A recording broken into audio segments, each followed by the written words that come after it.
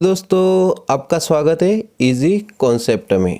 आज हम पढ़ने वाले विषय गणित सेट सी का प्रश्न क्रमांक 1। सही विकल्प को चुनिए। का नंबर 1, संख्या 5, 15, 20 के लिए एलसीएम और एचसीएफ का अनुपात ज्ञात करें। तो एलसीएम भी निकालना और एचसीएफ भी निकालना। तो पहले इनका गुणनखंड करेंगे 5, 15 और 20 का। तो इनका गुणनखंड है 5, 15 3 गुणित 5 और 20 का है 2 की घात 2 गुणित 5। तो एलसीएम में सबसे बड़ी घात को लेते हैं। तो सबसे बड़ी घात क्या है? 2 की घात 2, फिर 3 की घात 1, 3 की घात 1 से बड़ी घात तो है ही नहीं, फिर 5 में 5 की घात 1 ही है।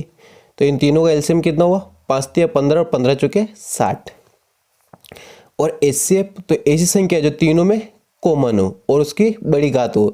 तो 5 की घात 1 तीनों में कॉमन है और बड़ी घात भी 5 की घात 1 ही है। तो एचसीएफ कितना है? 5। तो उसने ये पूछा था एचसीएफ और एलसीएम का अनुपात ज्ञात करना था। तो एलसीएम कितना है? 60 और इससे 5, तो 60 अनुपात 5। तो 5 एकम 5 और 12 5 जो 60, तो 12 अनुपात 1। रेखी बहुपद का शून्यक होगा तो -b/a। रेखी समीकरण युग्म a1x plus b1y plus c1 बराबर 0 और a2x plus b2y plus c2 बराबर 0 का एक अद्वितीय हल होगा। तो अद्वितीय हल में a1/a2 बराबर नहीं होगा b1/b2 के। AP 2, -2, -6, -10 में सार्वंतर है। तो सार्वंतर निकालने के लिए दूसरा पद माइनस पहला पद। तो दूसरा पद क्या? -2 और पहला पद 2। तो -2 में से -2 गए तो माइनस माइनस प्लस, तो माइनस के 4। द्विघात समीकरण में मूलों की अधिकतम संख्या कितनी होती है? तो 2। छठा, किसी त्रिभुज के शीर्ष 4, 3, 2, -3 तथा -3, 6 हैं तो उसके केंद्रक के निर्देशांक ज्ञात कीजिए। तो केंद्रक के निर्देशांक x1 plus x2 plus x3 बटे 3, y1 प्लस y2 बटे y प्लस 3 बटे 3। तो x1 y1, x2 y2, x3 y3। तो बस तीनों को मान भर के सोल्व करना है। तो 3 बटे 3 और 6 बटे 3। तो 3 में से 3 गए तो 1 और 3 दूना 6 आंसर। तो 1 इंटू 1, 2। अगला प्रश्न, रिक्त स्थानों की पूर्ति कीजिए। नंबर 1, √2 एक संख्या है तो अपरिमेय। द्विघात समीकरण x² प्लस x माइनस 1 बराबर 0 के मूलों की प्रकृति वास्तविक और असमान होगी।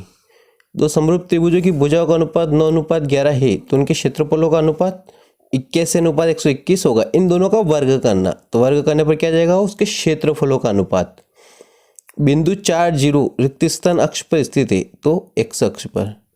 3 मीटर ऊंची मीनार के 5 बिंदु से 3 मीटर दूर स्थित बिंदु पर मीनार की चोटी का उन्नयन कोण 45 डिग्री होगा। मतलब अगर 3 मीटर ऊंची मीनार है और उसके 5 बिंदु से 3 मीटर ही दूर स्थित एक बिंदु है तो मीनार की चोटी का उन्नयन कितना होता है? 45 डिग्री। वृत्त के केंद्र से जीवा पर डाला गया लंब जीवा को समद्विभाजित करता है, मतलब 2 बराबर भागों में बांटता है। सही जोड़ी बनाइए।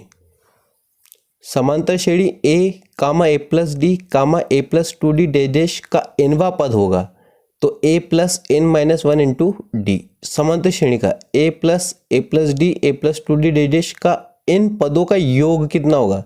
तो n/2 कोष्टक में 2a plus n-1 into D. 6, 8, 10 का समांतर माध्य होगा तो 8। कोट 30 डिग्री का मान √3। कोस 90 माइनस थीटा बराबर साइन थीटा।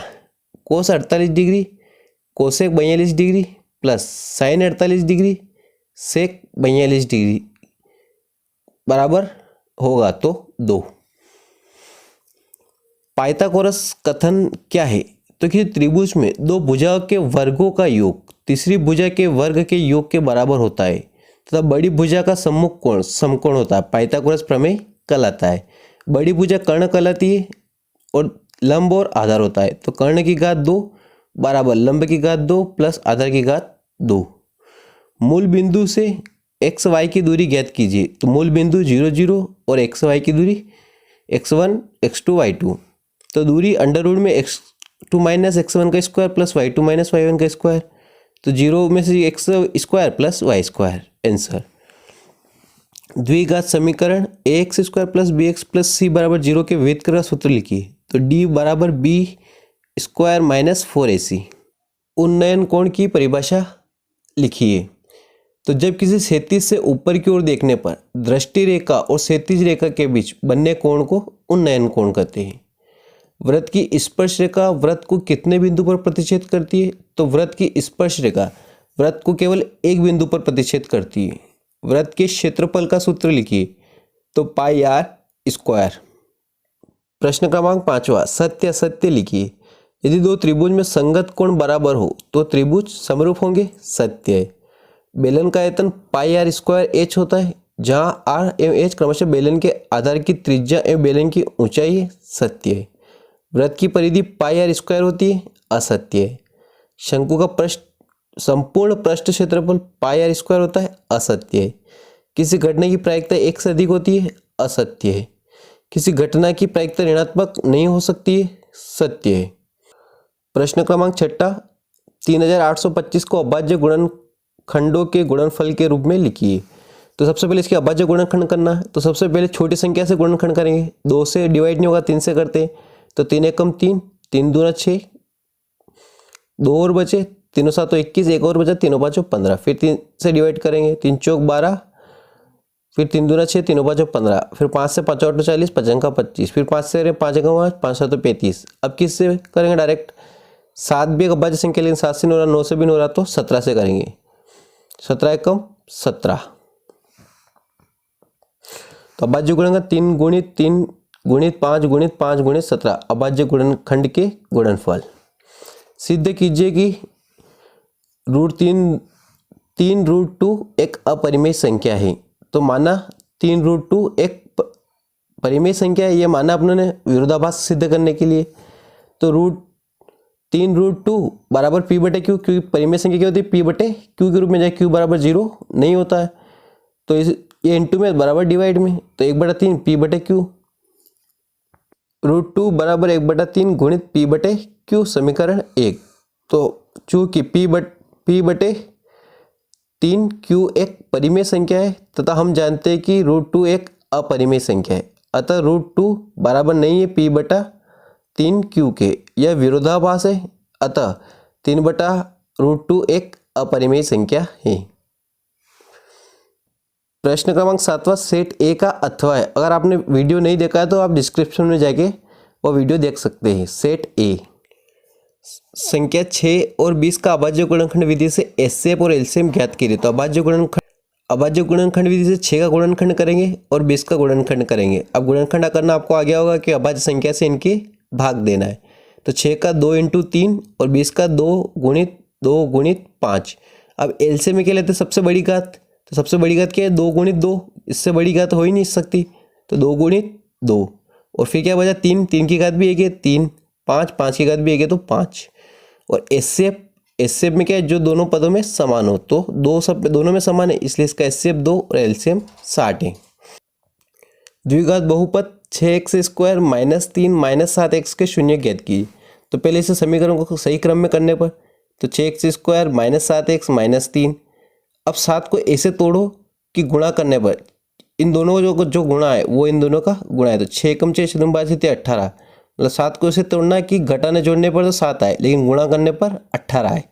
तो 6x² -9 और -2 इसको तोड़ेंगे तो 9 दूनी 18 और 9 में से 2 गए तो भी 7 -3। 6x² -9x, इस माइनस गुणे इस माइनस में गए तो प्लस के 2x -3। इन दोनों में से क्या कॉमन निकाल सकते हैं? 3x को कॉमन के लिए क्या बचा? 2x, क्योंकि 3 दूना 6 माइनस के 3। इन दोनों में से क्या कॉमन निकाल सकते हैं? प्लस का 1, तो 2x -3। अब जो कोष्टक में 2 बार उसको एक बार लिखते, तो 2x -3, और जो बाकी शेष बच गया उसको लिखते तो 3x + 1। शून्य निकालने के लिए 2x -3 को 0 के बराबर रखना पड़ेगा। माइनस का 3 प्लस का 3, 2 × में तो बटे में, तो x बराबर 3/2। इसी प्रकार इसको भी 0 के बराबर, प्लस का है तो माइनस का, और इंटू में है 3 तो डिवाइड में चले जाएंगे। द्विघात बहुपद के शून्य 3/2 और -1/3 है। द्विघात बहुपद ज्ञात कीजिए जिसके शून्यकों का योग और उनका गुणनफल क्रमशः 5 और 3 है। तो द्विघात बहुपद का सूत्र होता है ax² + bx + c।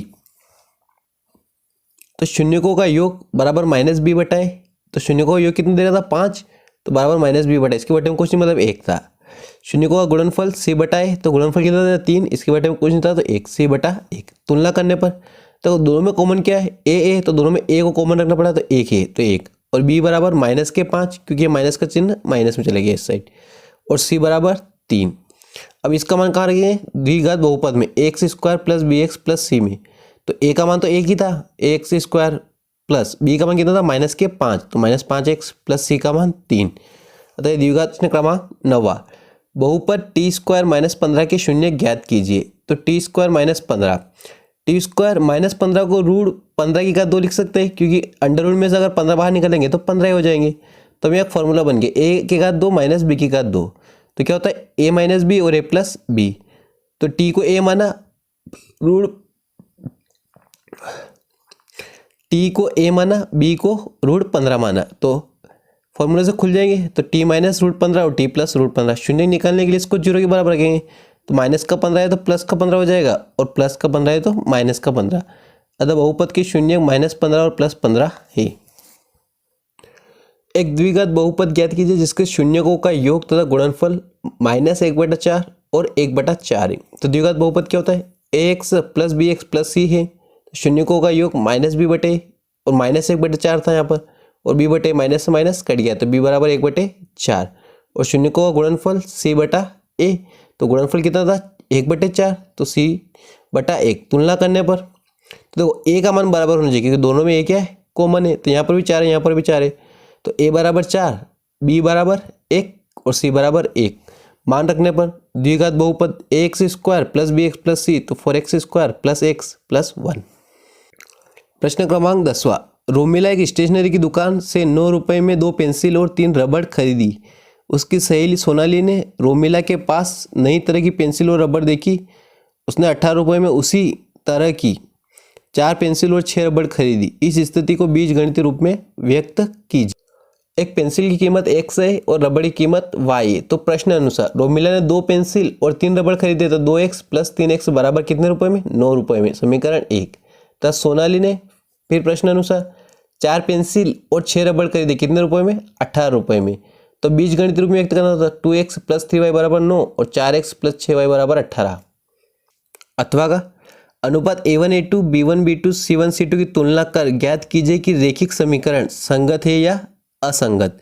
तो a1x b1y और c1 बराबर 0, a2x b2y प्लस c2 बराबर 0 की तुलना 3x प्लस 2y बराबर 5, 2x माइनस 3y बराबर 7 से करने पर, तो a1 का मान -3, a2 का मान 2, b1 का मान 2 और b2 का -3, तो देखो 3/2 और 2/-3 ये दोनों आपस में बराबर नहीं है तो अद्वितीय हल होगा, इसलिए रेखीय समीकरण युग्म क्या होगा संगत होगा। प्रश्न क्रमांक 11वां, निम्नलिखित स्थिति को बीजगणित रूप में व्यक्त कीजिए। 2 क्रमागत धनात्मक पूर्णांकों का गुणनफल 306 है, तो हमें पूर्णांकों को ज्ञात करना है। माना कि पहली धनात्मक पूर्णांक संख्या x है, तो 2 क्रमागत संख्या है तो अगली क्या होगी x प्लस 1, तो दूसरी संख्या x प्लस 1, इन दोनों का गुणनफल, तो प्रश्न अनुसार इन दोनों का गुणनफल x गुणित x प्लस 1 बराबर 306। x का गुणा इस पूरे कोष्टक में करेंगे तो x का स्क्वायर प्लस x का एक में करें तो x, 306 प्लस के बराबर की साइड माइनस के। अब x का गुणा इसमें करेंगे तो 106 आ जाएंगे। अब इस 100 को ऐसे तोड़ो कि जोड़ने घटाने पर तो 1 आए और गुणा करने पर 306, तो 18 माइनस 17, क्योंकि ये दोनों क्रमागत संख्या ही है तो क्रमागत ही निकालनी थी। तो x square plus 18x minus 17x minus 306 बराबर 0। इन दोनों में से क्या कॉमन निकाल सकते हैं x है क्योंकि x इसमें भी x इसमें भी है, तो x कॉमन निकल जाए तो x प्लस 18 माइनस इसमें दोनों में से माइनस निकालेंगे क्योंकि यहाँ पर दोनों प्लस के, तो माइनस निकाला तो x प्लस 18 बराबर 0, तो x प्लस 18 और x माइनस 17, तो x प्लस 18 बराबर 0 और x माइनस 17 बराबर 0, तो ये प्लस का बराबर किस साइड माइनस का और प्लस माइनस का बराबर किस साइड प्लस का, अतः पहली संख्या क्या होगी 17 क्योंकि पॉजिटिव नंबर लेने, और दूसरी संख्या क्या होगी 18। आंसर गुणनखंड विधि से समीकरण 100x square minus 20x plus 1 बराबर 0 को हल कीजिए। तो 100x स्क्वायर, अब 20 को ऐसे तोड़ना कि गुणा करने पर 100 आ जाए और जोड़ने घटाने पर 20 आ जाए, तो 10 प्लस 10 क्योंकि 10 और 10 को जोड़ेंगे तो 20 आ जाएंगे, और 10 और 10 का गुणा करेंगे तो 100 आ जाएंगी। 100 का गुणा 1 में किया, 100x square minus 10x plus 1, दोनों में से क्यों कॉमन निकाल सकते हैं? 10x, 10x कॉमन लेके क्या बचा? 10x, और यहाँ से 10x से कॉमन निकले क्या बचा? -1। अब इन दोनों में से क्या कॉमन निकाल सकते हैं? -1, तो क्या बचा? माइनस कॉमन निकल दिया तो प्लस का 10x, और यहाँ से माइनस निकला तो प्लस का था तो माइनस हो गया, ये -1 बराबर 0। तो अब दोनों कॉमन है उनको लिखते हैं, तो 10x -1 और 10x -1, और जो शेष बचा उसको लिखते हैं बराबर 0। शून्य निकालने के लिए 0 के बराबर रखेंगे, तो 10x या माइनस का था प्लस का, या इंटू में तो डिवाइड में, तो x बराबर 1/10। सेम ऐसे ही किया प्रोसेस। तो इनके शून्य क्या है, सॉरी गुणनखंड 1/10, 1/10। प्रश्न क्रमांक 12, ऐसे प्रथम 10 धनात्मक पूर्णांकों का योग ज्ञात कीजिए जो 5 से विभाज्य हो। तो 5 से विभाज्य कौन है? 5, 10, 15, 20, 25, 30, कहाँ तक? 10 ज्ञात करना था, 50 तक। तो 5 से विभाज्य 10 प्रथम धनात्मक पूर्णांक n बराबर 10, क्योंकि टोटल नंबर कितने? 10। प्रथम पद a बराबर 5 और अंतिम पद l बराबर 50। तो पदों का कुल योग बराबर होता है n/2 कोष्टक में a प्लस l। तो SN बराबर 10/2, n का मान 10 है, a का मान 5 प्लस 50, तो 2 5 10, 5 इंटू 5 प्लस 50 55, इंटू करने पर पदों का योग SN बराबर 275। तो अगले चार पद -28, -36, -44 और -52 है। प्रश्न क्रमांक 13, आकृति में DE समांतर है BC के और AD ज्ञात कीजिए। AD निकालना है और ये DE समांतर है BC के, DE समांतर है BC के। AE दे रखा है 1.8, DB दे रखा है 7.2, EC दे रखा है 5.4 और AD ज्ञात करना है। तो आधारभूत अनुपातिक प्रमेय से AD/DB और AE/EC, तो AD तो निकालना है, और DB कितना देगा? 7.2, और AE कितना देगा? 1.8, और EC 5.4। दशमलव से दशमलव कट गई, तो 18 कम 18 36 हटा दिया 54, तो 1/3, और ये बटे में इस साइड आएगा तो इंटीम हो जाएगा।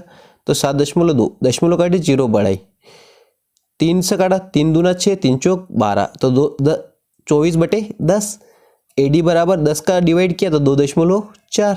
अथवा का प्रश्न है, एक समबाहु त्रिभुज ABC की भुजा 2A प्रत्येक शीर्ष लंब की लंबाई ज्ञात करे। ये एक समबाहु त्रिभुज है, इसमें सब सारी भुजाएं बराबर होती है, इस पर एक लंब डाला तो इसको 2 बराबर डिवाइड में करेगा, और कितने डिग्री कोण बनाएगा? 90 डिग्री का। तो लंब की ऊंचाई ज्ञात करनी थी, तो पाइथागोरस प्रमेय लग जाएगी। कर्ण की घात 2 बराबर लंब की घात 2 प्लस आधा की घात 2। कर्ण कितना देगा? 2a² प्लस लंब ज्ञात करना है, तो x² प्लस आधार a², क्योंकि 2 भागों में बट गया था, तो 2a का स्क्वायर 4a² प्लस x² और a का a²। ये प्लस के बराबर की साइड माइनस का आया, तो 4a में से 3a एक a गया तो 3a² x²। तो x के रूप से अंडर रूट हटेगा, घात हटेगी, इधर अंडर रूट लग जाएगा, 3a² बराबर x। a² बाहर निकल जाएगा क्योंकि घात 2 लग रही है इसकी, और 3 रह जाएगा क्योंकि 3 वर्गमूल नहीं है। तो a बराबर अंडर रूट में 3x। अतः शीर्ष लंब की लंबाई a√3 है। बिंदु 5, -6 और -1, -4 को जोड़ने वाले रेखाखंड को y अक्ष किस अनुपात में विभाजित करता है? तो अभिष्ट अनुपात k अनुपात 1 है विभाजन सूत्र से, k का मान m1/m2। तो विभाजित करने वाले बिंदु के निर्देशांक m1x2 प्लस m2x1 बटा में m1 प्लस m2, फिर कामा m1y2 प्लस m2y1 बटे में m1 प्लस m2। मतलब m1 के साथ हमेशा 2x आएगा या 2y आएगा, और बटे में m1 प्लस m2 ही रहेगा दोनों में। तो x1 5 और y1 -5 और x2 -1 और y2 -4, बस इनके मान रखना और हल करना। m1 का मान k और x2 का मान -1 प्लस 1 m2 का मान और x1 का मान 5 मान रखना। तो k का इंटू -1 में गया तो -1, 1 का इंटू 5 में गया 5 और k + 1, और 4k -6 k + 1 y अक्ष पर स्थित है इसलिए भुज 0 होगा। तो k -k + 5 और k + 1 0 है, तो ये बटे में इस साइड 0 में जाएगा और 0 का गुणा करें 0 हो जाएगा, और ये प्लस का 5 है बराबर की साइड माइनस का 5 और k माइनस का था तो माइनस माइनस कट गया, तो k बराबर कितना आ गया 5 और k अनुपात 1 अभिष्ट अनुपात था तो k की जगह 5 तो 5:1 आंसर। 14 का अथवा है सेट बी का प्रश्न क्रमांक 14। अगर आपने सेट बी नहीं देखा है तो आप डिस्क्रिप्शन में जाकर सेट बी और सेट ए को देख सकते हैं। क्वेश्चन नंबर 15, मान निकालिए कोस 25 degree sine 65 degree plus sign 25 degree कोस 65 डिग्री। तो कोस 25 साइन 65 साइन 25 कोस 65, तो सबसे पहले कोस को चेंज करेंगे। कोस 90 माइनस थीटा बराबर साइन थीटा, और साइन 90 माइनस थीटा बराबर कोस थीटा। तो साइन 90 माइनस 65, क्योंकि 90 में से 65 गए तो 25 से आते हैं, और कोस 65 डिग्री। तो साइन 90 माइनस थीटा बराबर कोस थीटा, तो कोस 65 डिग्री। यहाँ भी कोस 90 माइनस थीटा बराबर साइन थीटा, तो sine 65 degree. Sine theta sine square, तो साइन स्क्वायर 65 डिग्री, और कोस स्क्वायर थीटा तो cos square theta 65 degree. Theta की जाए 65 है, 65 मान, दोनों मान समान है। Sine square theta plus cos square theta बराबर 1 होता है, तो बराबर 1 आंसर। अथवा क्वेश्चन, यदि सेक 4a बराबर कोसेक a माइनस 20, जहाँ 4a एक न्यूनकोण है तो a का मान है। तो सेक 4a कोसेक a माइनस 20, तो इसको चेंज करेंगे, तो कोसेक 90 माइनस थीटा, तो सेक बराबर sec theta, cosec 90 minus theta बराबर सेक थीटा। तो कोसेक 90 माइनस थीटा की जगह क्या है 4a, तो 4a, तो कोसेक a माइनस 20, तो कोसेक से कोसेक कट गया, तो क्या बचा 90 माइनस 4a, तो a माइनस 20, ये माइनस का है तो बराबर की साइड प्लस का, और ये माइनस का है तो बराबर साइड प्लस का, तो 90 और 20 110, और 4 और 1 5 है, तो a बराबर 110/5, a से काटेंगे 5 दूनी 10, 5 दूनी 10, मतलब 22 डिग्री।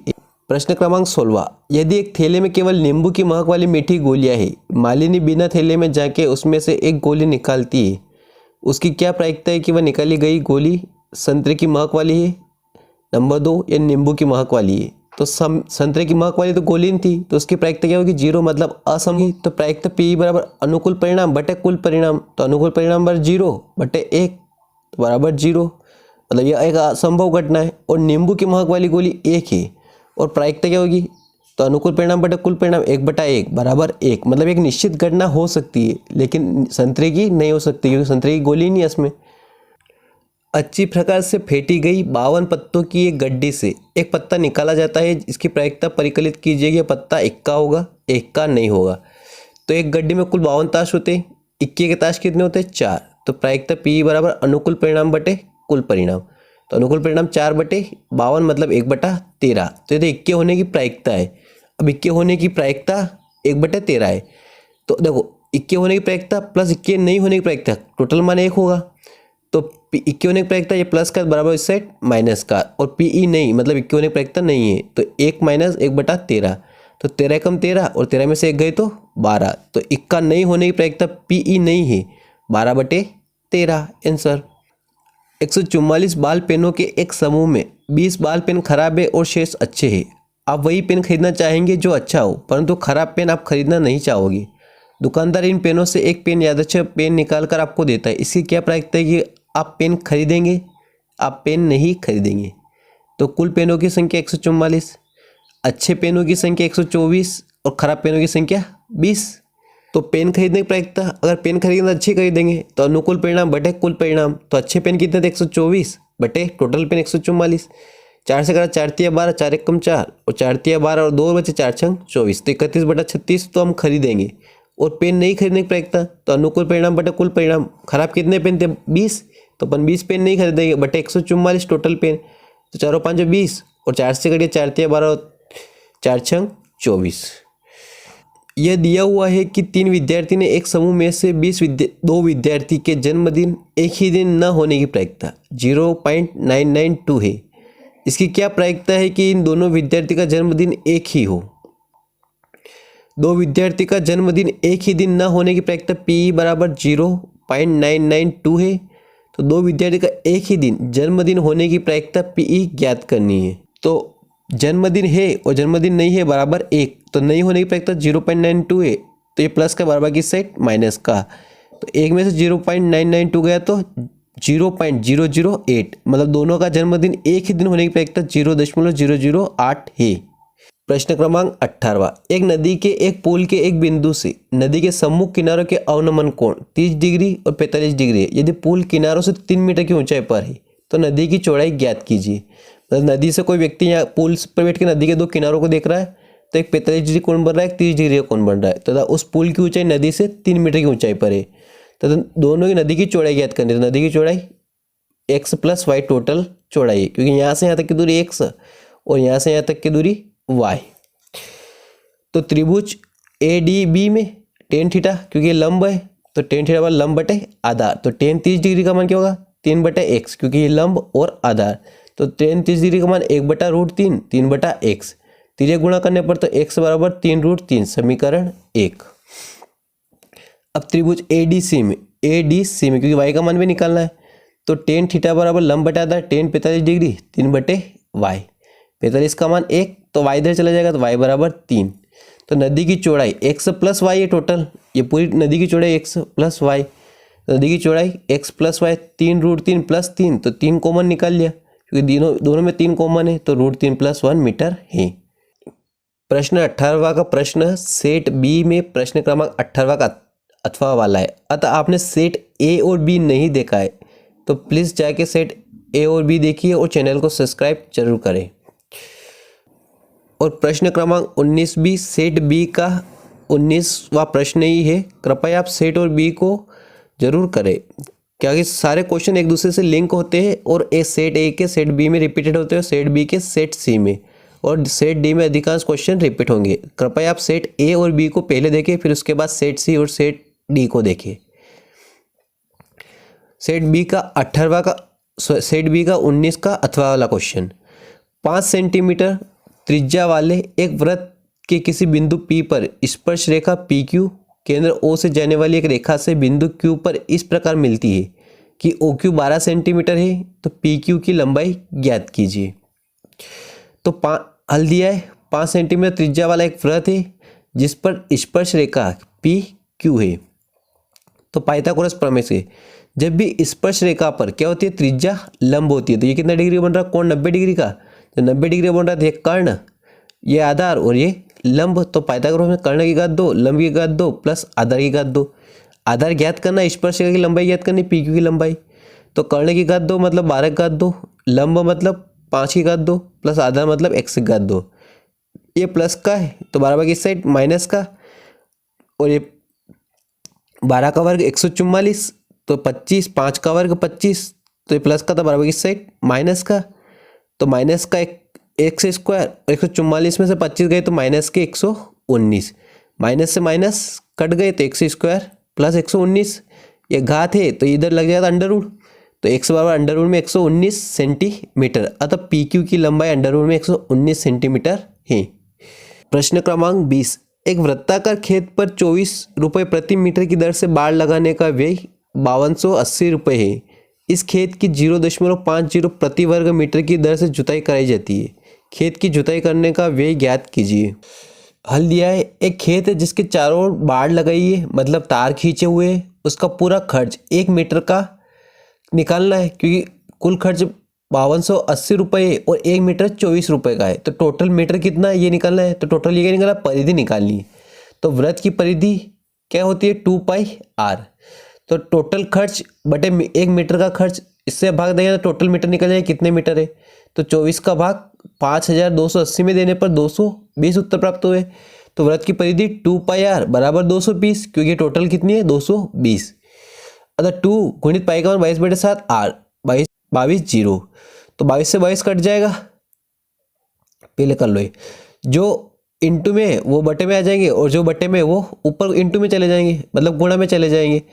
तो 2 वो इंटू 22 में आ जाएंगे और 7 ऊपर चले जाएंगे। तो 22 से कम 22, 10, 2 5 10 और 7 5 35। तो आर का मान कितना है 35।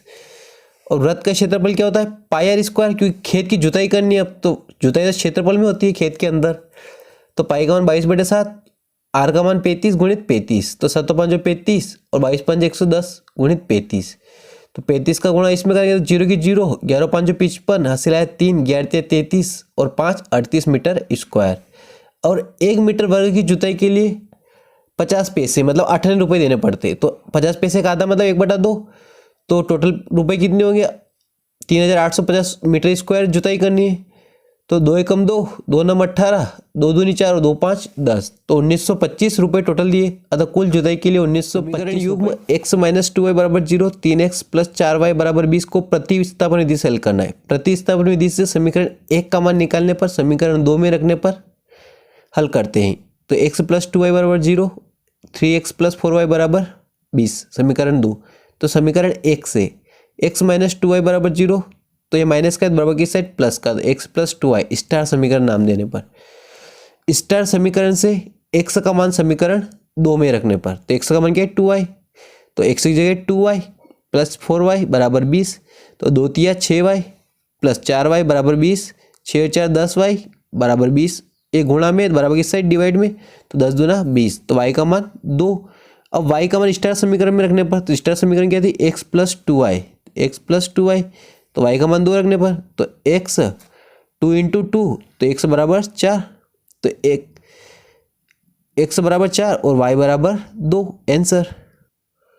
दो अंकों की संख्या के अंकों का योग 9 है। इस संख्या दो अंकों की संख्या के अंकों का योग 9 है। इस संख्या का 9 गुना संख्या के अंकों को पलटने से बनी संख्या का 2 गुना है, वह संख्या ज्ञात कीजिए।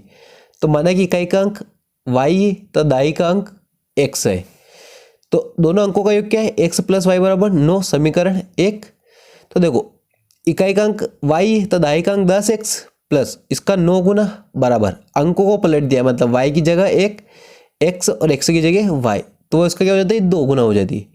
तो इंटू करने पर 90x plus 9y 20y plus 2x, तो 90x minus 2x 20y minus 9y, x x एक साइड करने पर, तो प्लस का है तो माइनस का और ये प्लस का है तो माइनस का, और 20 में से 9 गए तो 11y, 88x माइनस 11y बराबर 0। दोनों में क्या कॉमन निकल सकता है 11, 11 88 और 11 कम 11, तो ये अब भाई इंटू में तो इधर डिवाइड में हो जाएगा और 11 का भाग 0 में 0 आएगा, तो 2x माइनस वाई बराबर 0, समीकरण 2। समीकरण 1 और 2 को जोड़ने पर 8x x plus 8x 9x और प्लस माइनस माइनस कट जाएंगे और 9 और 0 9, तो x बराबर ये इंटू में मतलब गुणा में तो बराबर की साइड भाग में चले जाएगा, 9 से 9 कट जाएगा, 9 एकम 9, तो x का मान समीकरण 1 में रखने पर, तो x प्लस वाई बराबर 9, x का मान कितना है 1 प्लस वाई बराबर 9, तो y 9 माइनस 1 y बराबर 8, अथवा संख्या क्या होगी 10x प्लस वाई, तो 10 x का मान 1 और y का मान 8, तो 10x प्लस 8 बराबर 18। आंसर। एक कलमदान घनाभ के आकार का है कि एक लकड़ी से बना है, जिसने कलम रखने के लिए 4 शंक्वाकार गड्ढे बने हुए हैं। घनाभ की विमाएँ 15 सेंटीमीटर 10 सेंटीमीटर गुणित 3.5 सेंटीमीटर है। प्रत्येक गड्ढे की त्रिज्या 0.5 सेंटीमीटर है और गहराई 1.4 सेंटीमीटर है। पूरे कलमदान की लकड़ी का आयतन ज्ञात कीजिए। तो घनाभ का आयतन क्या होता है लंबाई गुणित चौड़ाई गुणित ऊंचाई, तो 15 गुणित 10 गुणित 3.5, 10 का इंटू करेंगे तो 35 आ जाएंगे, 15 गुणित 35 525 सेंटीमीटर क्यूब, क्योंकि आयतन हमेशा क्यूब में मापते हैं। शंक्वाकार गड्ढे का आयतन, शंकु का आयतन या शंक्वाकार, तो 1/3 पाई आर स्क्वायर एच, तो उसकी त्रिज्या कितनी 0.5 और ऊंचाई 1.4, तो 1/3 गुणित 22/7 0.5 गुणित 0.5, क्योंकि आर की घात 2 है मतलब 2 बार लिखना है इसको, गुणित 1.4, ऊंचाई 1.4 है। दशमलव काटी 0 10 आया, 1 दशमलव काट के 0 1 दशमलव काट के 10, 5 दूनी 10 5 दूनी 10 और 2 साथी 14 और 2 एकम 2 इंटू को 11 और 7 77, और क्या बचा नीचे शेष में 3 7 और 10, तो 7 से भी फिर कटिए 7 77, तो 11 7 एकम 7 7 एकम 7, तो 10 3 30, तो 11/30, तो 4 गड्ढे का आयतन 11/30 गुणित 4/1, तो 11 चौक 44/30, क्योंकि 4 गड्ढे का निकलना है तो 1 गड्ढे का निकला अभी, तो 4 गड्ढे का निकलना तो 4 का गुणा करना पड़ेगा, तो 33/30, तो इसका भाग देंगे तो 1.47 सेंटीमीटर स्क्वायर। तो लकड़ी का आयतन 525 माइनस 1.47, ये क्यों निकाला क्योंकि इससे तो लकड़ी बाहर निकल गई है, तो पेंसिल रखने का दान हो गया हो, तो पेंसिल रखने के लिए जगह हो गई इसमें से, इसलिए इसको घटाया, तो 523.53 आंसर सेंटीमीटर क्यूब, ये इस लकड़ी का आयतन है। ऊंचाई 220 सेंटीमीटर और आधार व्यास 24 सेंटीमीटर वाले एक बेलन, जिस पर ऊंचाई 60 सेंटीमीटर है और बेलन और त्रिज्या 8 सेंटीमीटर वाला एक अन्य बेलन आरोपित है, से लोहे का स्तंभ बना हुआ है। इस स्तंभ का द्रव्यमान ज्ञात कीजिए, जबकि दिया गया 1 सेंटीमीटर क्यूब वाले लोहे का द्रव्यमान 8 ग्राम होता है। और पाई का मान 3.14 रखना है। तो बेलन की ऊंचाई 220 सेंटीमीटर दे रखी है और उसका व्यास 24 सेंटीमीटर है। त्रिज्या कितनी होगी 12 सेंटीमीटर। तो बेलन का आयतन पाई आर स्क्वायर एच 3.14, पाई का मान 12 पाई का मान तो 3.14 और आर का मान 12 स्क्वायर गुणित एच का मान 220। एक अन्य बेलन इसके ऊपर और लगा है जिसकी ऊंचाई 60 सेंटीमीटर है और त्रिज्या 8 सेंटीमीटर है। तो बेलन का आयतन पाई आर स्क्वायर एच तो 3.14 और आर कितना है 8, तो 8 की घात 2 गुणित 60। अब स्तंभ का आयतन इन दोनों से मिलकर एक बड़ा स्तंभ बना है, तो दोनों बेलनों का आयतन जोड़ना पड़ेगा। तो 3.14 गुणित 12 की घात 2 गुणित 220 प्लस 3.14 गुणित 8 का वर्ग 64 गुणित 60। अब इन दोनों में से कॉमन क्या है 3.14 3.14, तो ये दोनों कॉमन निकाल लिए। अब क्या बचा 12 का वर्ग 144 गुणित 220 प्लस 64 गुणित 60। तो इन दोनों का इंटू किया 31,680, इन दोनों का इंटू किया तो 3840। तो दोनों को जोड़ना पड़ेगा, प्लस का निशान है, तो कितना है 35,520 सेंटीमीटर क्यूब। अब इन दोनों का आपस में गुणा करेंगे क्योंकि 1 सेंटीमीटर क्यूब बराबर कितना होता है 8 ग्राम, इसलिए इस 8 का भी गुणा करना पड़ेगा। तो टोटल का गुणा किया तो 89,226.24 ग्राम उस लोहे के स्तंभ का क्या है आयतन है। प्रश्न क्रमांक 23वां, नीचे दिया हुआ बंटन एक कक्षा के 30 विद्यार्थियों के भार को दर्शा रहा है। विद्यार्थी का माध्यक भार ज्ञात कीजिए। तो भार किलोग्राम में विद्यार्थी की संख्या और संचय बारंबारता 40 से 45, 45 से 50, 50 से 55, 55 से 60, 60 से 65, 65 से 70, 70 से 75, मतलब 5-5 का डिफरेंस आ रहा सब में। और विद्यार्थी की संख्या 2, 3, 8, 6, 6, 3, 2। तो संचय बारंबारता 2, 5, 13, 19, 25, 28 और 30, इन सबको जोड़ना है। तो टोटल n भी 30 है। तो CF कितना आएगा, पहले n निकालते, n/2। तो n/2 30/2 15। तो 15 से ठीक छोटी संख्या लेंगे, संचय बारंबारता 15 से बड़ी नहीं लेंगे। 15 छोटी क्या है 13। और संचय बारंबारता के लिए जिसमें लोअर लिमिट होती है वो कितनी लेंगे 19, मतलब वर्ग, संगत वर्ग उससे एक बड़ा लेंगे। तो CF तो 13 है और संगत वर्ग 19। तो 19 के सामने सबसे लोअर लिमिट क्या है 55। तो L बराबर 55, CF बराबर संचय बारंबारता 13 और F बराबर F मतलब 19 के सामने वाली 6 और H दोनों का डिफरेंस तो 5, 40 और 45, 70, 75 के बीच का डिफरेंस 5। तो माध्यक बराबर L plus n/2 minus CF गुणित H/F। तो L बराबर कितना 55 और n/2 15 माइनस 13 गुणित 5/6। तो 15 में से 13 गए तो 2, 2 तिया 6 और 15 प्लस 55 प्लस 5/3, 55 प्लस 1.66। इन दोनों तो 55 प्लस 5, 3 से भाग दिया, 3 एकम 3, 2 बजे 3 छंग 18, 3 छंग 18, तो 56.66 आंसर। ये इसका क्या है माध्यक है। निम्नलिखित आंकड़े 225 बिजली उपकरणों के प्रेक्षित जीवनकाल घंटों में सूचना देते हैं। उपकरणों का बहुलक जीवनकाल ज्ञात कीजिए। तो जीवनकाल घंटों में 0 से 20, 20 से 40, 40 से 60, 60 से 80, 80 से 100 और 100 से 120। तो बारंबारता 10, 35, 52, 61, 38, 29। लेकिन बहुलक में जो सबसे ज़्यादा होता है वो बहुलक कहलाता है। सबसे ज़्यादा क्या है 61।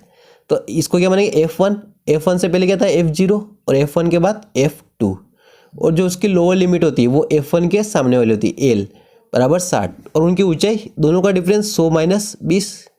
तो L बराबर 60, H बराबर 20, F0 बराबर 52, F1 61 और F2 38। तो बहुलक Z बराबर होता है L प्लस कोष्टक में F1 माइनस F0 बटे में 2F1 minus F0 minus F2 गुणित H। तो 60 L का मान कितना है 60 प्लस F1 का मान 61, F0 का मान माइनस 52 और 2 गुणित F1 तो 2 गुणित 61 माइनस 52 माइनस 38 गुणित 20।